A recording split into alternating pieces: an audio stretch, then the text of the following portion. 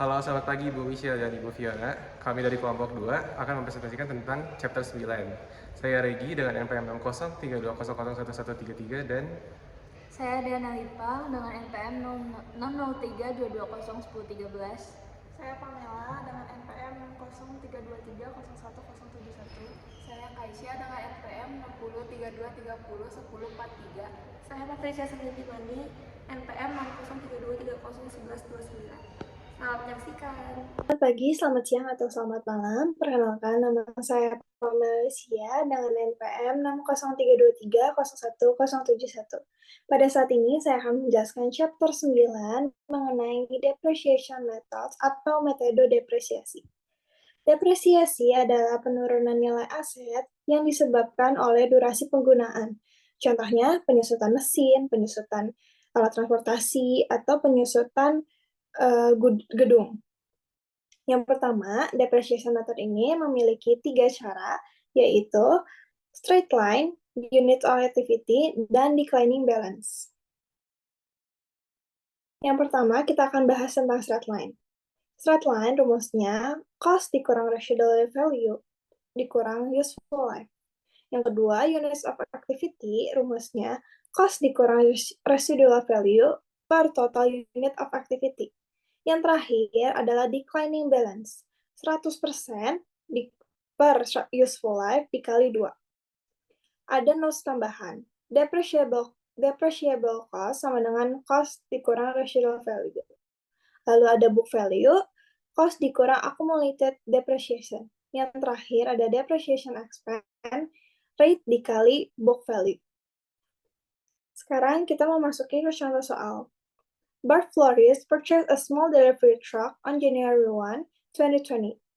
Cost-nya ada 13.000, expected salvage value-nya ada 1.000, estimated useful life-nya in years ada 5, dan estimated useful life in months-nya ada 100.000. Lalu kita ke cara pengerjaannya. Yang pertama, metode straight line. Jadi, cost dikurang residual value, 13.000 dikurang 1.000, dibagi useful life-nya 5 tahun, jadi totalnya ada 2.400 per tahun. Yang kedua, kita pakai metode unit of activity, 13.000 dikurang 1.000 sama dengan yang straight line, tapi dibaginya dengan total unit of activity-nya ada 100.000 in miles, jadi totalnya 0,12 per unit. Yang terakhir, kita pakai declining balance, 100% dibagi useful life-nya 5 tahun, dikali 2, jadi totalnya 40%. Sekarang kita akan mencari depresiasi setiap tahunnya. Kita masuk ke contoh soal lain. Pada tanggal 1 Januari 2024, PT ABC membeli truk pengiriman barang seharga 450 juta. Truk tersebut memiliki masa manfaat selama 5 tahun dan nilai residu sebanyak 100 juta. Hitunglah depreciation expense per tahun. Buatlah jurnal tanggal 31 Desember 2024 dan 31 Desember 2025. Yang pertama, kita akan menggunakan metode straight line. Jadi tadi total cost-nya ada 450 juta, dikurang residual value-nya 100 juta, dan useful life-nya 5 juta. Jadi totalnya 70 juta. Metode straight line ini, depresiasi tahun ke tahunnya akan sama. Jadi mau dia sampai 2027 juga, angka depresiasinya akan sama. Jurnalnya, tanggal 31 Desember 2024. Depreciation expense equipment terhadap accumulation depreciation equipment sebanyak 3 juta. Sama dengan 2025, depreciation expense equipment terhadap accumulation depreciation equipment sebanyak 70 juta. Sekarang kita akan masuk ke metode kedua, yaitu declining balance. Declining balance rumusnya tadi 100% per useful life kali 2. Jadi 100% dikali useful life-nya 5 tahun, dikali 2, sama dengan 40%. Lalu kita kalikan dengan book value untuk mencari accumulation depreciation-nya. Jadi tahun 2024 kita cari 40% dikali rumus book value itu tadi cost dikurang accumulation depreciation. Namun tahun 2024 kan tahun pertama, jadi dia tidak ada akumulasi depreciation-nya. Jadi 450 juta itu dikurang 0. Jadi 40% dikali 450 juta, totalnya 180 juta. Yang kedua, tahun 2025. Tahun 2025 itu 40% dikali 450 juta dikurang 180 juta. 180 jutanya didapatkan dari akumulasi depresiasi di tahun 2024. Jadi totalnya 40% dikali 270 juta sama dengan 108 juta. Jurnalnya sama, tahun 2024 depreciation expense equipment terhadap accumulation depreciation equipment sebanyak 180 juta, dan 2025 depreciation expense equipment terhadap accumulation depreciation equipment sebanyak 108 juta. Kalau declining balance ini, penyusutan tiap tahunnya akan semakin mengecil. Sekarang kita ke metode yang terakhir, yaitu units of activity. Perusahaan bis wisata menggunakan metode units of activity dalam menghitung depresiasi bisnya. Sebuah bisnya yang dibeli tanggal Januari 2024 seharga 145.000 memiliki masa manfaat 4 tahun. Bis tersebut diharapkan dapat menempuh jarak 100.000 miles, nilai residu bisnya 15.000. Hitunglah depreciation expense apabila jarak bis selama 2024 27.000, selama 2025 30.000, 2026 24.000, dan 2027 17.000. Rumusnya, cost dikurang residual value dibagi total unit of activity. Tadi costnya 145.000 dikurang residual value-nya 15.000, dan total unit of activity-nya ada 100.000 miles. Sama dengan 1,3 per unit. Cara cari per unit dan jarak bis selama 2024 sampai 2027 tinggal dikalikan rate dikali harga jarak bisnya. Jadi 2024 1,3 dikali 27.000 dengan total 35.100. 2025 1,3 dikali 32.000 sama dengan 41.000, dan seterusnya. Jurnalnya juga sama. Tanggal 31 Desember 2024, depreciation expense equipment terhadap accumulated depreciation equipment sebanyak 35.100, dan 2025 depreciation expense equipment terhadap accumulation depreciation equipment sebanyak 41.100. Jadi total unit of activity ini penyusutannya menyesuaikan dengan activity dia per tahunnya. Dikalikan sesuai dengan jarak dan ini per unitnya, hasil per unitnya. Sekian dari saya, terima kasih. Dilanjutkan dengan materi selanjutnya. Selanjutnya, saya akan membahas mengenai revaluation dan revising. Revaluation merupakan penilaian kembali atas aset tetap perusahaan akibat kenaikan nilai aset di pasaran atau karena rendahnya nilai aset tetap dalam laporan keuangan akibat dievaluasi. Revaluation itu ada dua kemungkinan, yaitu gain sama loss. Kalau gain berarti book value-nya lebih kecil dari fair value, menghasilkan revaluation surplus. Kalau dalam keadaan loss, book value-nya itu lebih besar daripada fair value, menghasilkan impairment loss. Nah, untuk harga land, itu tuh harga beli tanah, ditambah biaya notaris, ditambah komisi broker, ditambah pajak, ditambah harga balik nama, ditambah pembersihan tanah, dan dikurangin sisa material dijual. Untuk harga equipment, yaitu dari harga beli, ditambah pajak, ditambah ongkir, ditambah asuransi perjalanan, lalu biaya perakitan, biaya instalasi, dan biaya testing. Ini merupakan contoh soal gain situation. Jadi PT Zelmor membeli equipment pada tanggal 1 Januari 2025 dengan cost 350.000 menggunakan straight line method, useful life-nya 5 tahun, dan no residual value. Pada akhir 2025, independent appraisers menetapkan equipment memiliki fair value sebesar 320.000. Nah, untuk mencatat revaluation equipment itu accumulated depreciation equipment 70.000 didapat dari cost equipment sebesar 350.000 dibagi dengan useful life-nya 5 tahun. Jadi 70.000. Selanjutnya, equipment dikredit 30.000 dari cost 350.000 dikurangin fair value sebesar 320.000. Selanjutnya, revaluation surplus dikredit sebesar 40.000. Selisih dari 70.000 dikurangin 30.000. Lalu yang B itu mencatat depreciation tahun 2026 dengan asumsi tidak ada revaluasi tambahan. Di debit ada depreciation expense equipment sebesar 80.000 dan accumulated depreciation equipment di kredit sebesar 80.000. Didapat dari cost dikurangin residual value dibagi useful life. Jadi 320.000 dikurangin 0 bagi 4. Hasilnya 80.000. Selanjutnya, yang ini merupakan soal dengan loss situation. Equipment furnace memiliki jumlah tercatat 800.000. Pada akhir tahun 2020, independent appraiser menetapkan aset memiliki fair value sebesar 775.000.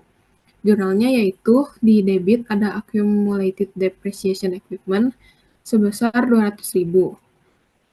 Dihitung dari cost dikurangin residual value dibagi useful life. Jadi 1 juta dikurangin 0 dibagi 5 tahun, hasilnya 200.000. Lalu di debit juga ada impairment loss sebesar 25.000 didapat dari book value dikurangin fair value. 800.000 dikurangin 775.000, hasilnya 25.000. Lalu equipment di kredit sebesar 225.000. Selanjutnya yaitu revising. Revising itu diperhitungkan pada periode perubahan dan future period atau perubahan estimasi. Langkah membuatnya itu menentukan depreciation cost yang baru. Caranya itu value dikurangin residual dan selanjutnya dibagi dengan sisa umur aktiva. Contoh soalnya yaitu pada 1 Januari 2023, Barb Floris memutuskan untuk memperpanjang useful life truk 1 tahun. Jadi totalnya itu 6 tahun. Meningkatkan residual value menjadi 2.200. Perusahaan menggunakan straight line method untuk mendepresiasi aset tersebut. Jadi penyusutan 3 tahun pertama itu equipment-nya 13.000. Dikurangin residual value 1.000, depreciable base 12.000. Dibagi useful life-nya 5 tahun menjadi 2.400, lalu dikalikan dengan 3 tahun. 7.200. Untuk menghitung net book value pada tanggal perpanjangan estimasi, yaitu equipment-nya sebesar 13.000, dikurangin dengan accumulated depreciation 7.200, menghasilkan net book value sebesar 5.800.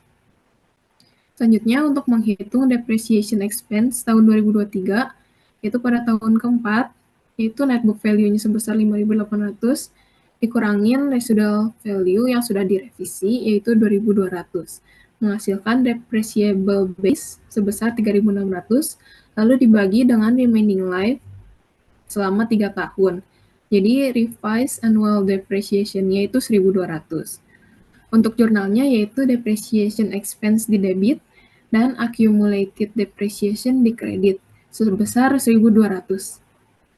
Selanjutnya akan dibahas oleh anggota kelompok saya. Terima kasih. Oke, baik. Saya akan menjelaskan tentang plan asset disposal. Plan asset disposal adalah proses penghapusan aset tetapi kan banyak alasan. Akan tersebut adalah sale, retirement, dan exchange. Nah, ada 3 kan, ada sale, retirement, and exchange. Sale itu artinya kita dijual, dihapusnya dengan cara kita menjualnya. Jadi, jurnalnya ada cash, accumulated depreciation equipment, dan di kreditnya ada equipment. Dan ini tuh bisa impas, gain, maupun loss. Impas itu artinya ya plus, kalau gain itu berarti ada penambahan, fair value lebih besar dibanding book value, dan kalau loss itu berarti book value lebih besar dibanding fair value. Selanjutnya ada retirement. Retirement itu artinya dipensiunkan, artinya ya udah kita buang aja. Nah, ini tuh hanya bisa impas maupun loss karena sifatnya dibuang, dipensiunkan, jadi tidak akan ada gain. Nah, debit jurnalnya adalah accumulated depreciation equipment untuk di debit dan di kreditnya ada equipment. Sama cara mencarinya juga seperti tadi. Lanjut ke exchange, exchange ditukar. Jadi kayak kita misalkan nih, punya barang, udah lama kita mau tuker tambah, kita lebih sering mendengar istilah tersebut. Maka jurnalnya ada equipment new, accumulated depreciation equipment, terus di kreditnya ada equipment old dan cash. Nah, ini juga bisa impas, gain maupun loss. Gainnya berarti fair value-nya lebih besar dibanding book value, kalau loss berarti book value-nya lebih besar dibanding fair value. Nah, untuk gain itu ada di sebelah kredit ditaruhnya, dan loss itu ada di sebelah debit. Baik, untuk memudahkan kita untuk memahami plan asset disposal, kita langsung aja ke contoh soal. Contoh soal yang pertama tentang sale. Pada 1 Mei 2023 dijual equipment dengan cost 1.560.000. Tadi ketika dibeli tanggal 1 Januari 2019. Equipment dijual tunai seharga 900.000. Nah, gimana nih cara carinya? Oke, kita mulai dari step-step pelan-pelan ya. Oke, kita cari cost-nya dulu dengan metode straight line. Jadi kita 1.560.000 dikurangin 0 per 10 tahun. Didapatkan 156.000. Kita dapat 156.000, kita harus menghitung berapa lamanya nih. Kita beli tanggal 1 Januari 2019. Berarti Januari, Februari, Maret, April, Mei, Juni, Juli, Agustus, September, Oktober, November, Desember. Oke. Lalu berarti 12 bulan kan, berarti tetap 156.000. Itu 2019. Lalu 2020 setahun, 2021 setahun, 2022 setahun. Berarti sudah ada 4. Nah, terakhir adalah pas saat kita dijual, yaitu tanggal 1 Mei 2023. Pada 1 Mei 2023, saat dijual, berarti kita menghitungnya dari Januari, Februari, Maret, April. Berarti 4 bulan. Berarti 4 per 12 dikali 156.000 menghasilkan 52.000. Maka tadi 156.000 dikali 4 tahun full dan ditambah 52.000 menghasilkan accumulated depreciation sebesar 676.000. Nah, untuk jurnalnya ada 2. Pertama yang awal itu depreciation expense equipment dan accumulated depreciation equipment. Itu untuk jurnal depreciation tahun terakhir sebesar 52.000. Lalu ada jurnal tentang sale-nya, yaitu ada cash, accumulated depreciation equipment dan gain. Kenapa gain? Karena kita mencari book value dan fair value. Book value itu cost dikurangi accumulated, berarti 1.560.000 dikurangin 676.000, menghasilkan 884.000. Book value-nya 884, sedangkan dijualnya itu sebesar 900.000. Jadi terdapat gain untuk mereka.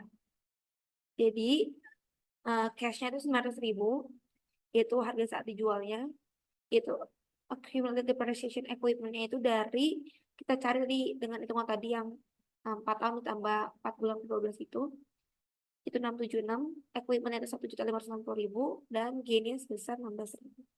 Baik, selanjutnya adalah retirement. Retirement atau kita pensiunkan atau bisa dibilang dibuang. Maka tidak akan ada gain untuk di kasus ini, hanya ada loss. Oke, cara nyarinya tuh gimana sih? Jadi kita harus cari 1 juta dikurangi 0 per 10, karena useful life-nya 10 tahun.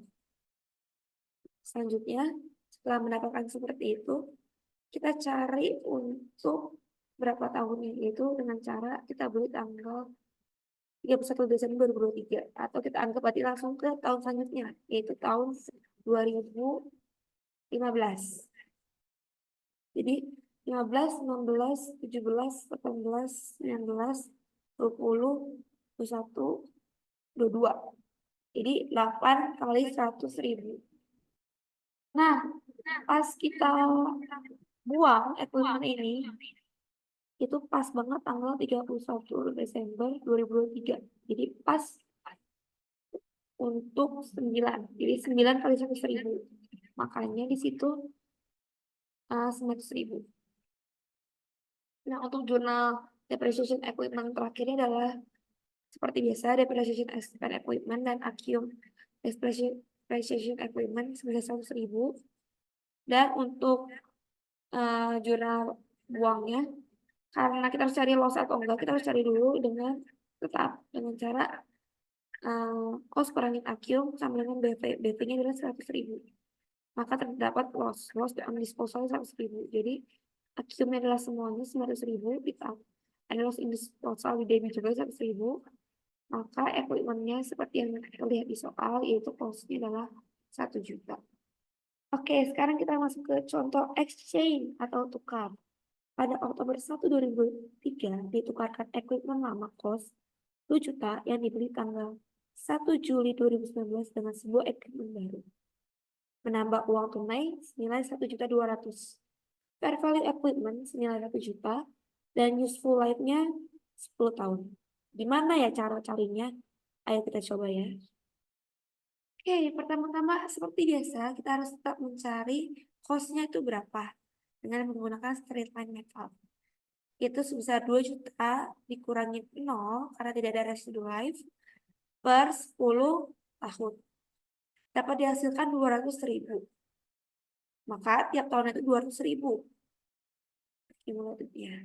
Maka kita harus mencari kan. Kita itu beli tanggal Juli 2019, 1 Juli 2019.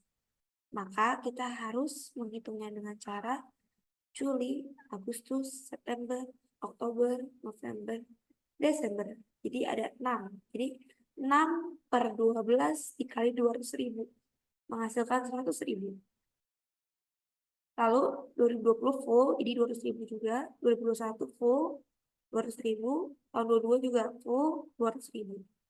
Nah, pada tahun 2023, kita kan mau tukar di tanggal Oktober 1 kan. Nanti kita hitung dari bulan Januari. Januari, Februari, Maret, April, Mei, Juni, Juli, Agustus, September, Oktober. Oktobernya nggak ikut, jadi cuma sampai September. Karena kenapa nggak ikut? Karena Oktobernya masih tanggal 1, jadi cuma 9. Jadi 9 per 12 dikali 200.000. Nah, 9 per 12 kali 200.000 itu menghasilkan 150.000. Maka untuk mendapatkan total accumulated totalnya adalah 100.000 ditambah 200 tambah 200 tambah 200 tambah 150.000.